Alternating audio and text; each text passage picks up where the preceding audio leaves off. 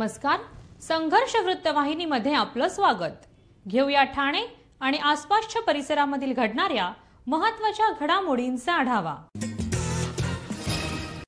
शिवसेनेचे मुख्य नेते व महाराष्ट्र राज्याचे उपमुख्यमंत्री नामदार एकनाथ शिंदे यांच्या मार्गदर्शनानुसार ठाणे महानगरपालिकेच्या सहकार्याने व स्थानिक माजी नगरसेवक एकनाथ भोईर यांच्या सततच्या केलेल्या पाठपुराव्याने आज ठाण्यातील वागळे एस्टेट प्रभागातील इंदिरानगर रोड क्रमांक 33 व रोड क्रमांक 22 गुरुदत्त मंदिराजवळ स्थानिक नागरिकांसाठी सार्वजनिक शौचालयाचे भव्य उद्घाटन शिवसेना ठाणे जिल्हा प्रमुख व संसदरत्न खासदार नरेश म्हस्के तसेच शिवसेनेचे महाराष्ट्र राज्य सचिव राम रेपाळे यांच्या शुभ हस्ते करण्यात आले। या प्रसंगी स्थानिक माजी नगरसेवक एकनाथ भोईर, माजी नगरसेविका एकता भोईर, माजी नगरसेविका राधा फतेबहादूर सिंग, माजी परिवहन सभापती दशरथ यादव, महिला विभाग संघटक ललिता कळंबे तसेच सर्व उपविभाग प्रमुख, शाखा प्रमुख व महिला आघाडी पदाधिकारी व स्थानिक नागरिक मोठ्या संख्येने यावेळी उपस्थित होते। सदर आपल्या संपूर्ण प्रभागामध्ये नागरी हिताचे सर्व काम उत्तमरित्या सोडवण्याबाबत एकनाथ भोईर यांचे खासदार नरेश म्हस्के तसेच शिवसेनेचे महाराष्ट्र राज्य सचिव राम रेपाळे यांनी विशेष कौतुक केले व अशीच कामं करत येणाऱ्या आगामी काळात आपण संपूर्ण ठाणे शहराचे नेतृत्व करावे अशा शुभेच्छाही नरेश म्हस्के यांनी भाषणात बोलताना दिल्या। यावेळी नगरसेवक एकनाथ भोईर यांनी सर्व उपस्थित मान्यवर व नागरिकांचे आभार मानले व सदर शौचालय व इतर कामं उत्तमरित्या करणाऱ्या स्थानिक नगरसेवक एकनाथ भोईर आणि संपूर्ण टीमचे यावेळी नागरिकांनी आभार व्यक्त केले।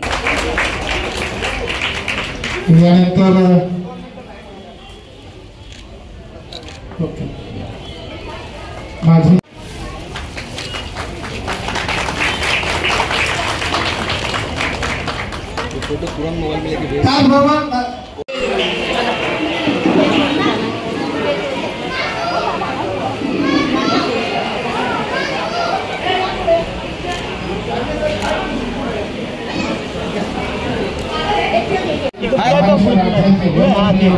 तो पण आहे पुढे पण आहे। एकनाथ शिंदे यांच्या आदेशाने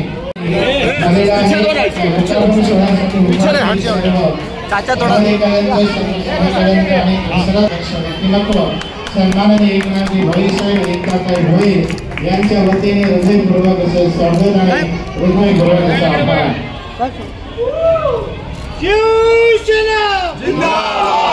माझा प्रभाग माझी जबाबदारी ह्या मताशी मी नेहमी ठाम असतो आणि आज आपण पाहिलं का माझ्या प्रभागात प्रभाग क्रमांक 15 मध्ये 2 सार्वजनिक शौचालयांचं आपण लोकार्पण सोहळा आज केलेला आहे। अतिशय या शौचालयांची दुरावस्था होती। गेले 4 वर्ष महापालिकेमध्ये आम्ही नगरसेवकही नाही, परंतु माननीय महाराष्ट्र राज्याचे यशस्वी मुख्यमंत्री आदरणीय उपमुख्यमंत्री एकनाथ शिंदे साहेब यांच्या माध्यमातून शासनाकडून निधी प्राप्त करून आणि या ठिकाणी सार्वजनिक शौचालय लोकांसाठी निर्माण केले आणि ते आज माननीय आपले खासदार आणि संसदरत्न खासदार लोकसभा संसदरत्न ज्यांना पहिल्याच टर्ममध्ये मिळाले ते नरेशजी म्हस्के साहेब आणि त्याचबरोबर शिवसेनेचे सचिव माझे मित्र राम रेपाळे साहेब यांच्या शुभ हस्ते माझी पत्नी एकता भोईर आणि प्रभागातील माझे सर्व विविध उपविभाग प्रमुख, शाखा प्रमुख, त्याचबरोबर परिवहनचे माजी सभापती दशरथ यादव यांना सगळ्यांना समावेश घेऊन आणि या ठिकाणच्या ज्या शौचालय ज्या लोकांसाठी बांधलं होतं त्यांना लोकार्पण आज केलेलं आहे। या प्रभागामध्ये माझा हा संपूर्ण प्रभाग स्लम एरिया असल्यामुळे अनेक ठिकाणी शौचालयाचे प्रश्न प्रलंबित आहे, पण शिवसेनेचा एकमेव नगरसेवक या प्रभागात निवडून आल्यामुळे ज्या पद्धतीने कामं करणं अपेक्षित होती त्याप्रमाणे कामं झाली नाही, परंतु इतर 3 नगरसेवकांनी सुद्धा कुठे कुठे कामं केल्यात त्याचा सुद्धा तपास घेणं अपेक्षित आहे आणि म्हणून मी आज माझ्या प्रभागामध्ये केलेल्या कामांचा आज आपण लोकार्पण केलेला आहे। ते आपण लोकांसाठी बांधलेला तो लोकांसाठी आज अर्पण केलेला आहे। त्यामुळे त्या परिसरामध्ये त्या शौचालयाची अतिशय दुरावस्था आहे। अजूनही त्या प्रभागात स्लम असल्यामुळे संपूर्ण झोपडपट्टीमय असल्यामुळे अनेक शौचालय असे आहेत की त्या प्रतीक्षेमध्ये आहेत का नवीन शौचालय कधी निर्माण होतात। अनेक शौचालयांची आपण डागडुजी केली परंतु पूर्णपणे शौचालय बांधून नव्याने करणं ही अपेक्षित आहे. कारण 25-30 वर्षापूर्वी बांधलेली शौचालय आज ती अतिशय चूर्ण झालेली आहे. काही ठिकाणी वरच्या शौचालयाचं पाणी खालच्या लोकांच्या अंगावर पडतं आहे. ही परिस्थिती आहे, वस्तुस्थिती आहे, ही नाकारता येणार नाही. परंतु त्यासाठी तेवढा फंड उपलब्ध होणं अपेक्षित आहे आणि तो फंड उपलब्ध होऊन लवकरात लवकर ते शौचालयसुद्धा आपण पुनर्वसन करण्याच्या अपेक्षित आहेत. त्यांना सर्व नागरिकांना आवाहन करण्यात येत आहे की सध्या डासांमार्फत पसरणाऱ्या डेंग्यू या आजाराचा प्रसार रोखण्यासाठी प्रत्येकाने पुढील प्रमाणे कार्यवाही करावी. डेंग्यू आजार एडिस इजिप्ती हा डास चावल्याने होतो. या डासांची पैदास साचलेल्या किंवा साचवलेल्या स्वच्छ पाण्यामध्ये होते. 8 दिवसांपेक्षा जास्त दिवस पाणी उघडे व साचून राहिल्यास त्यात डास अंडी घालतात. अंड्यांच्या अळ्या तयार होऊन पुढे डास तयार होतात. यासाठी आपल्या घरातील पाणीसाठे उदाहरणार्थ बॅरल्स, पिंपे, टाक्या, हौद, रांजणे इत्यादी दर आठवड्याला रिकामे करून घासून पुसून कोरडे करून पुन्हा भरावे. 1 दिवस कोरडा दिवस म्हणून पाळावा. पाणी साठ्यांना घट्ट झाकणे बसवावीत किंवा जुनी साडी, चादर, धोतर यांनी बांधून झाकून ठेवावीत, म्हणजे डास त्यात जाऊन अंडी घालणार नाहीत. घराच्या गच्चीवर, आजूबाजूला, अंगणात कोठेही पाणी साचू देऊ नये. भंगार सामान उघड्यावर टाकू नये. उदाहरणार्थ टायर्स, प्लास्टिक सामान, कुंड्या, टाकाऊ वस्तू इत्यादी. अशा सामानात पावसाचे पाणी साठून त्यात डेंग्यूच्या डासांची पैदास होते. घरातील कूलर्स, फ्रीजच्या पाठीमागील ट्रे हे देखील वेळोवेळी कोरडे करावेत. लक्षात ठेवा, नुसत्या फवारणीने डास घनता कमी होत नाही, तर त्यासाठी डास पैदास ठिकाणे नष्ट करणे ही आपल्या सर्वांची जबाबदारी आहे. कोणताही ताप अंगावर न काढता जवळच्या शासकीय रुग्णालयात मोफत औषधोपचार घ्या. अशा प्रकारे नागरिकांनी सहकार्य केल्यास डेंग्यूचा प्रसार रोखणे सहज शक्य आहे.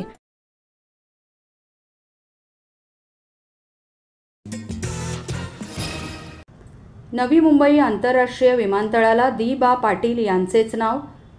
नवी मुंबई आंतरराष्ट्रीय विमानतळ नामकरण संदर्भात मुख्यमंत्री देवेंद्र फडणवीस यांच्या अध्यक्षतेखाली सह्याद्री अतिथीगृह येथे काल सर्वपक्षीय बैठक घेण्यात आली.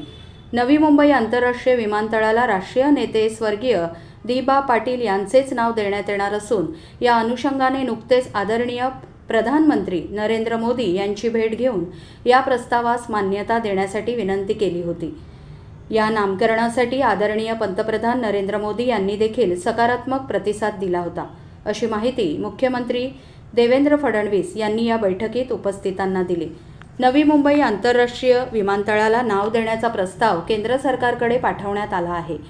सदर प्रस्ताव केंद्र शासनाच्या विचाराधीन असून राज्य शासनाच्या मागणीनुसार व नवीन धोरणानुसार नामविस्तारांना लवकरच मान्यता मिळणार आहे.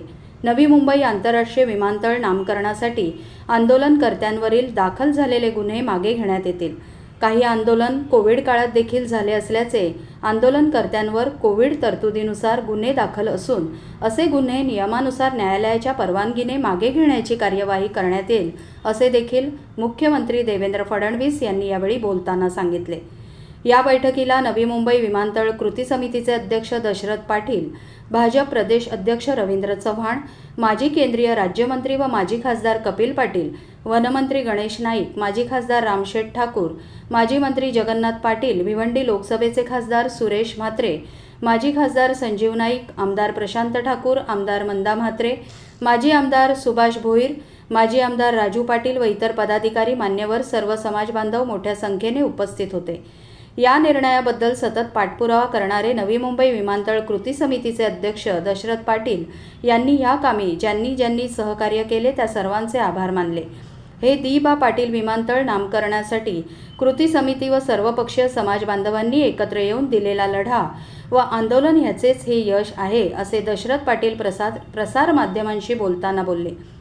साधारणपणे 2 महिन्यात हा विषय मार्गी लागेल, असे मुख्यमंत्री देवेंद्र फडणवीस यांनी सांगितले. दशरथ पाटील बोलले की आम्ही 3 महिने म्हणजेच 90 दिवस वाट बघू, तरीही नाही झाले तर याविषयी दी बा पाटील नामकरणांवरून काही फसगत झाली तर मग संपूर्ण समाज पुन्हा रस्त्यावर उतरल्याशिवाय राहणार नाही, असे राष्ट्रीय नेते दी बा पाटील नामकरण कृती समितीचे अध्यक्ष दशरथ पाटील यांनी यावेळी सांगितले.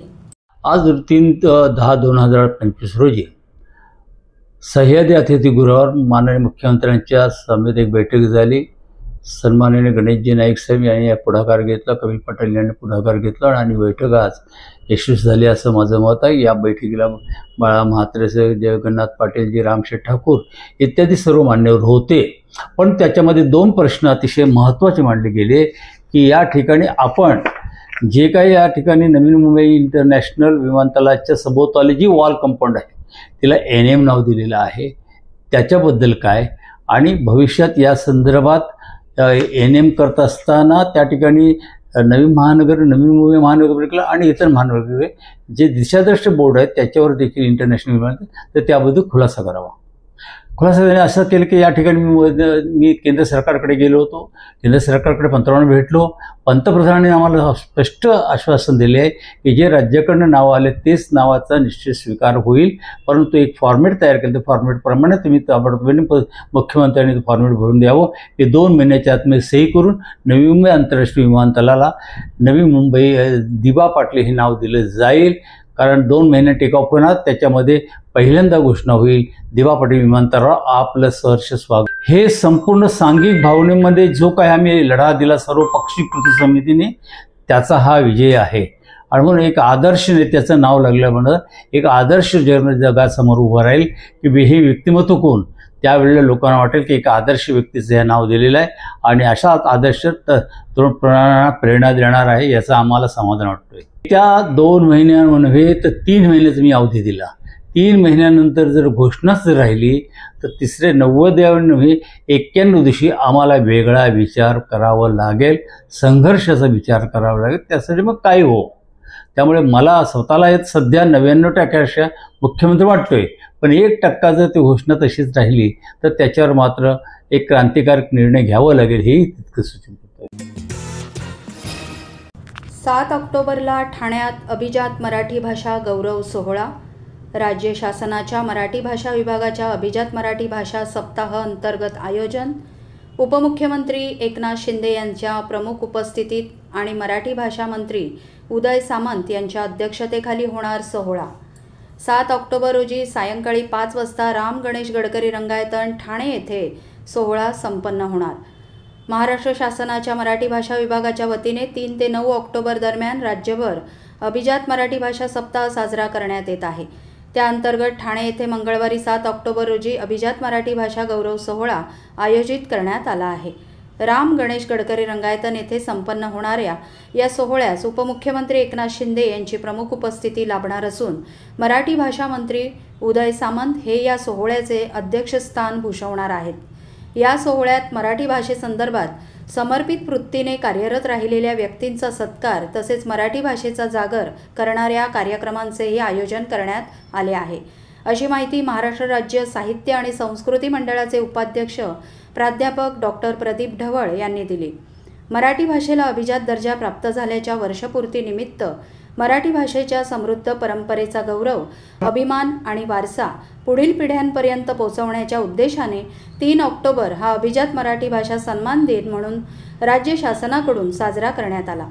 त्याचबरोबर शासनाच्या मराठी भाषा विभागाच्या वतीने 3 ऑक्टोबर ते 9 ऑक्टोबर हा सप्ताह अभिजात मराठी भाषा सप्ताह म्हणून साजरा करण्यात येत आहे. या सप्ताहाअंतर्गत दिनांक 7 ऑक्टोबर 2025 रोजी सायंकाळी 5 वाजता राम गणेश गडकरी रंगायतन ठाणे येथे अभिजात मराठी भाषा गौरव सोहळा संपन्न होणार आहे. या सोहळ्याबाबत शनिवारी ठाण्यातील आनंद विश्व गुरुकुल येथे आयोजित करण्यात आलेल्या पत्रकार परिषदेत माहिती देण्यात आली. यावेळी महाराष्ट्र राज्य साहित्य आणि संस्कृती मंडळाचे उपाध्यक्ष प्राध्यापक डॉक्टर प्रदीप ढवळ, मराठी भाषा विभागाचे संचालक डॉक्टर श्यामकांत देवरे, महाराष्ट्र राज्य साहित्य आणि संस्कृती मंडळाच्या सचिव मीनाक्षी पाटील यांच्यासह मराठी भाषा विभागाचे अधिकारी उपस्थित होते. महाराष्ट्र राज्य मराठी विभागांच्या वतीने आपल्याला सगळ्यांनाच माहिती की 3 ऑक्टोबर 2024 रोजी केंद्र सरकारकडून मराठी भाषेला अभिजात दर्जा मिळाला. कालच म्हणजे 3 ऑगस्ट 2025ला मुंबईला आदरणीय मुख्यमंत्री देवेंद्र फडणवीस यांच्या उपस्थितीमध्ये हा वाढदिवस साजरा झाला. वर्षभर अनेक ठिकाणी महाराष्ट्राच्या विविध भागांमधून वेगवेगळ्या प्रकारचे कार्यक्रम होत आहेत.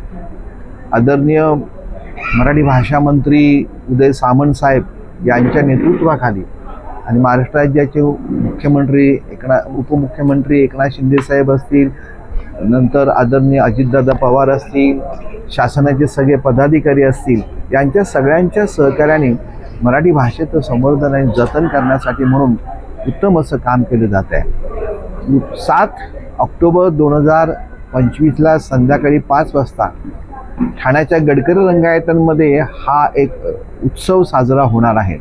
यासाठी महाराष्ट्र राज्याचे उपमुख्यमंत्री आदरणीय एकनाथ शिंदे साहेब, भाषा मंत्री उदय सामंत साहेब आणि या सगळ्या आजूबाजूचे सगळे साहित्यिक, महाविद्यालयांचे विद्यार्थी, जे मराठी भाषेवरती प्रेम करणारे जी मंडळी आहेत, या सगळ्या मंडळींनी या कार्यक्रमाला उपस्थित राहावं ही विनंती मी महाराष्ट्र राज्य साहित्य आणि संस्कृती मंडळाच्या वतीने, महाराष्ट्र राज्य मराठी भाषा विभागाच्या वतीने करत आहे.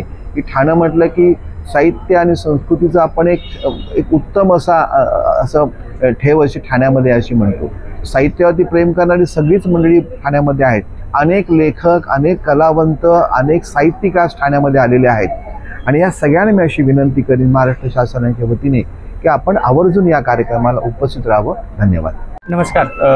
आपल्याला माहिती आहे की मागच्या वर्षी आपल्याला अभिजात भाषेचा दर्जा प्राप्त झाला आणि कालच आपण माननीय मुख्यमंत्र्यांच्या उपस्थितीमध्ये तो पहिला वाढदिवस अभिजात भाषेचा दर्जा प्राप्त झाल्यानंतरचा आपण साजरा केला.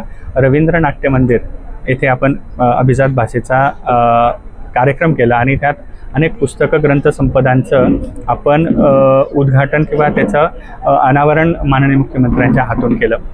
याच धर्तीवर अभिजात भाषेचा हा सप्ताहानिमित्त 7 तारखेला ठाणेमध्ये आपण काही साहित्यिक मान्यवरांचा सत्कार करायचं ठरवलं आहे. आदरणीय मंत्री मराठी भाषा विभाग यांच्या मार्गदर्शनाखाली हा कार्यक्रम होत असून आदरणीय एकनाथजी शिंदे साहेब या कार्यक्रमाला येणार आहेत आणि त्यांच्या हातून साहित्यिकांचा सत्कार, मान सन्मान होणार आहे आणि हा कार्यक्रम या कार्यक्रमाला सर्वांनी उपस्थित राहावं आणि मराठी भाषा विभागाच्या या कार्यक्रमाला उदंड प्रतिसाद आपल्याकडून मिळावा अशी मी संचालक राज्य मराठी विकास संस्था आणि विश्वकोश निर्मिती मंडळाचा सचिव म्हणून आपल्या सगळ्यांना करतो. धन्यवाद. 17 ऑक्टोबरला शिवाजी पार्कमध्ये बंजारा समाजाचा फायनल एल्गार. माजी खासदार हरिभाऊ राठोड यांचा इशारा. बंजारा समाजाचा ठाण्यात जोरदार मोर्चा. अनुसूचित जमातीत समावेश न केल्यास आंदोलन तीव्र करणार. 1 गोर सव्वा लाखेर जोरच्या घोषणा देत सरकारला आव्हान. हैदराबाद गॅझेटनुसार बाजार समाज हा अनुसूचित जमातीचा घटक आहे, मात्र हे सरकार बंजारा समाजावर अन्याय करत आहे. आजचा मोर्चा हा सेमीफायनल आहे. येत्या 17 ऑक्टोबरला मुंबईच्या शिवाजी पार्क मैदानात आरक्षणाचा फायनल एल्गार होईल. हे शिवाजी पार्क मैदान पूर्णपणे बंजारा समाजाने भरून दाखवू असा इशारा माजी खासदार हरिभाऊ राठोड यांनी दिला. मराठा समाजाला हैदराबाद गॅझेटच्या आधारावर ओबीसी प्रमाणपत्र देण्याचा निर्णय राज्य सरकारने नुकताच घेतला आहे. याच अनुषंगाने हैदराबाद गॅझेटमध्ये बंजारा जमातीचा आदिम जमात म्हणून उल्लेख असल्यामुळे त्यांना अनुसूचित जमातीमध्ये समाविष्ट करून आरक्षण देण्याची मागणी बंजारा समाजाने केली आहे. त्या अनुषंगाने बंजारा समाजाच्या वतीने राज्यभर मोर्चे काढण्यात येत आहेत. त्याचाच एक भाग म्हणून आज माजी खासदार हरिभाऊ राठोड यांच्या नेतृत्वाखाली कापूरबावडी ते ठाणे जिल्हाधिकारी कार्यालय असा मोर्चा काढण्यात आला. या मोर्चात शेकडो बंजारा स्त्री पुरुष सहभागी झाले होते. आरक्षण आमच्या हक्काचे, नाही कुणाच्या बापाचे, जय सेवालाल, 1 गोर सव्वा लाखेर जोर अशा घोषणा देत पारंपरिक वेशभूषा परिधान करून बंजारा समाजातील स्त्री पुरुष, लहान मुले मोर्चात सहभागी झाले होते. मोर्चाला संबोधित करताना हरिभाऊ राठोड यांनी हैदराबाद गॅझेट लावल्यामुळे मराठा समाजाला कुणबीचे दाखले मिळणार आहेत. हैदराबाद गॅझेट लागू करा याचा अर्थ नोंदीचा विषय नाही आहे. ते नोंदी नाही आहेत, ते पुरावा आहे. तो पुरावा कसला आहे तर मराठवाड्याचे मराठा हे कुणबी आहेत, त्यामुळे सरसकट होणार आहेत. आमची मूळ मागणी होती की आम्हाला STमध्ये द्या. अनेक वर्ष मी सांगत होतो ST द्या, कारण हैदराबाद गॅझेट आहे. आमचा बंजारा समाज आंध्र आणि कर्नाटकमध्ये STमध्ये आहे. हाच पुरावा नाही आहे. द्विभाषिक राज्याची निर्मिती झाली. 1956 रोजी जो समाज तिथे होता सगळे महाराष्ट्र द्यायला तयार नव्हते. बंजारा समाजाचा विरोध होता, कारण तिथे आम्हाला सवलती मिळत होत्या. आमची मागणी होती की आम्हाला तिथेच ठेवा, परंतु सरकारने निर्णय घेतला आणि द्विभाषिक राज्याची निर्मिती झाली. तिसरा महत्त्वाचा पुरावा बाबासाहेब आंबेडकर यांची संविधानामध्ये एसटीची लिस्ट आहे. उत्तर भारतात आम्हाला बंजारा नाही म्हणत नाही. वसंतराव नाईक हे देखील बंजारा होते. नाईक ही पदवी आहे, तो समाज म्हणून पण ओळखला जातो. शेड्यूल्ड ट्राईबच्या लिस्टमध्ये आम्ही अजून देखील आहोत. मंडल आयोगाने पण सांगितलं की या समाजाला आम्ही ओबीसीमध्ये ठेवतो, पण हा समाज शेड्यूल्ड ट्राईब आणि शेड्यूल्ड कास्टचा दर्जा प्राप्त करतोय. म्हणून कर्नाटकात आम्ही कास्टमध्ये आहोत, बिहारमध्ये आम्ही शेड्यूल्ड ट्राईबमध्ये आहोत. शासनाने लवकरात लवकर आमचा समाज शेड्युलिस्ट ट्राईबमध्ये असल्याचा GR काढला पाहिजे. आम्हाला अनेक ठिकाणाहून पाठिंबा येतोय. मराठवाड्यात एका खासदाराने बंजारा समाजाविना निवडणूक लढवून दाखवावी आणि विजयी होऊन दाखवावं. मराठा समाजापेक्षा बंजारा समाजाची मोठी ताकद आहे असे सांगितले. दरम्यान या मोर्चानंतर 6 तारखेला लातूर, यवतमाळ, 7 तारखेला परभणी आणि जळगाव, 8 तारखेला धुळे, 10 तारखेला नाशिक व वर्धा, अलिबाग येथे बंजारा मोर्चा काढण्यात येणार असून फायनल मोर्चा शिवाजी पार्कवर धडकणार असून ती ताकद केंद्र सरकारला दिसेल असाही इशारा यावेळी राठोड यांनी दिला. या मोर्चात बंजारा नेते शंकर पवार, नंदू पवार, कविराज चव्हाण, सुभाष राठोड, छाया राठोड, राकेश जाधव, सुनील राठोड, अनिल राठोड, कैलास राठोड यांच्यासह हजारो बंजारा बांधव उपस्थित होते. नाही, आज प्रचंड उत्साह तुम्ही बघितला. हा ठाणे जिल्ह्याचा होता. असे प्रत्येक जिल्ह्यामध्ये मोर्चे होत आहेत आणि एकदम जबरदस्त असा प्रतिसाद आहे. समाज जागृत झाला आहे, कधी नव्हे असा. म्हणजे आमचा समाज एकदम गरीब समाज आहे. ऊसतोड कामगार, भट्टीवर काम करणारे, इथे शेण उचलणारे, बिल्डिंगमध्ये कड्याचे काम करणारे, हा कामगार, हा गरीब माणूस आज रस्त्यावर उतरलेला आहे. आणि यांना अजून 75 वर्ष झालं. आणि आमचे कर्नाटकचे मंडळी तर इथे असे आहे, ते तर ब्राह्मण होऊन बसले आहे, त्यांना तर कुठलंच आरक्षण नाही आहे. ओपनमध्ये आहे, ओपनमध्ये. जे आता इथे आले होते आज 90% लोक ओपनमध्ये आहे. त्यांना SC नाही, ST नाही, OBC नाही, एवढा नाही. ब्राह्मणाला जे मिळालंय EWS ते सुद्धा त्यांच्या नशिबी नाही आहे.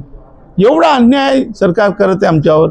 काही लक्ष नाही. आम्ही मोर्चे आंदोलन करतो, कोणी विचारायला तयार नाही. आजपर्यंत कोणी आमच्याकडे काय मागणी आहे तुमची असं विचारलेलं नाही.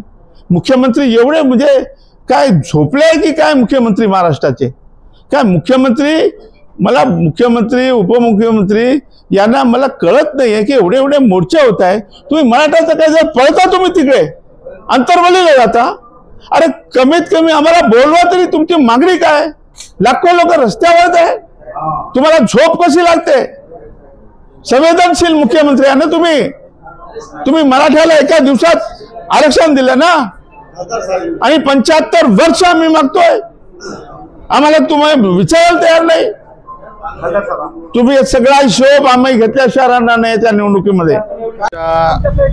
जवळपास अनेक जिल्ह्यांमध्ये 25 लाखापेक्षा जास्त लोक रस्त्यावर उतरलेली आहेत आणि बंजारा समाजाला आदिवासी संवर्गाची मागणी या ठिकाणी जोर धरत आहे. हैदराबाद गॅझेटियरचा आधार घेत ST आरक्षण आम्हाला मिळावं अशी आमची मागणी आहे. मूळ आदिवासीच्या आरक्षणाला धक्का न लावता आम्हाला तातडीने ST आरक्षण द्यावं.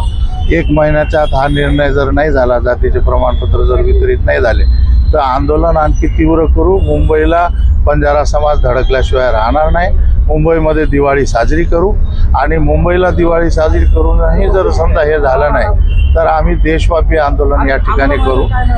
लाखोच्या संख्येने लोक 25 लाखापेक्षा जास्त या ठिकाणी आलेले आहेत. तर जवळपास 50 लाखापेक्षा जास्त लोक मुंबईला या ठिकाणी येतील आणि मुंबई पूर्ण आम्ही जाम करूया असा इशारा आम्ही या ठिकाणी देतो. असा आहे, आज ठाण्यामध्ये आम्ही जे मोर्चा काढला आहे ते आमचे टेलर होतो, परंतु आमची मागणी पूर्ण नाही झाली. आम्ही मुंबईला मैदानमध्ये जे आमचे पूर्ण जनसंख्या आहे, पुरे महाराष्ट्र पूर्ण लोक तिथे येतील, तरी तिथेही नाही झाला. आम्ही दिल्लीला जाऊन दिल्ली हालू. तर हे होतं संघर्ष वृत्तवाहिनीचं आजचं बातमीपत्र. उद्या पुन्हा भेटू याच वेळी याच ठिकाणी ताज्या घडामोडींसह. तोपर्यंत नमस्कार.